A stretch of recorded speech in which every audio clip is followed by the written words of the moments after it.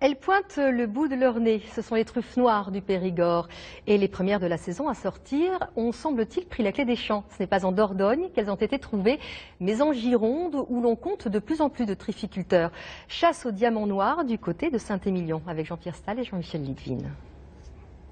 Diam Segucci sont les petits trésors Jack Russell de Christophe. On va voir ce qu'on va pouvoir trouver. Un trufficulteur amateur de Gironde. Grâce à ses chiens, aux chênes verts et aux noisetiers qu'il a plantés voilà 9 ans, il trouve désormais de fabuleux Tuber melanosporum, ou truffes noires du Périgord.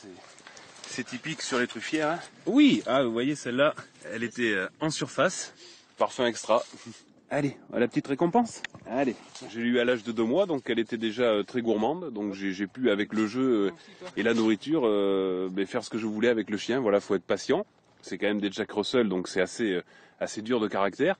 Outre le chien truffier, c'est un subtil dosage entre ce terroir girondin argilo-calcaire et un savoir-faire pour avoir ce brûlé au pied de l'arbre, dans lequel pousse ce champignon noir très prisé. Ouais, au moins de 200 grammes, parfum extra. Faut tailler l'arbre, faut surveiller qu'il manque pas d'eau, qu'il n'y ait pas de maladie. Donc voilà, on ne peut pas planter un arbre truffier en disant demain j'aurai des truffes.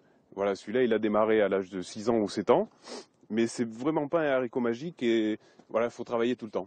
Il y a des chefs qui veulent des grosses patates comme ça, pour pouvoir faire des slices et les mettre vraiment la truffe en valeur. Et vous avez des chefs qui vont vouloir, eux, des truffes assez régulières, de la taille d'une balle de ping-pong, pour pouvoir avoir d'autres présentations de la truffe. Alors l'odeur, c'est fabuleux. Magnifique. Une truffe travaillée par Frédéric Montemont, maître cuisinier de France, sur un riz de veau savamment saisi.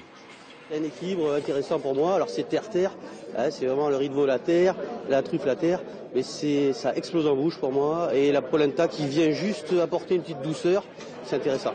Cette année en France, 40 tonnes devraient être sur les tables de fêtes et de restaurants. Une truffe dont le prix moyen varie de 600 à 1000 € du kilo.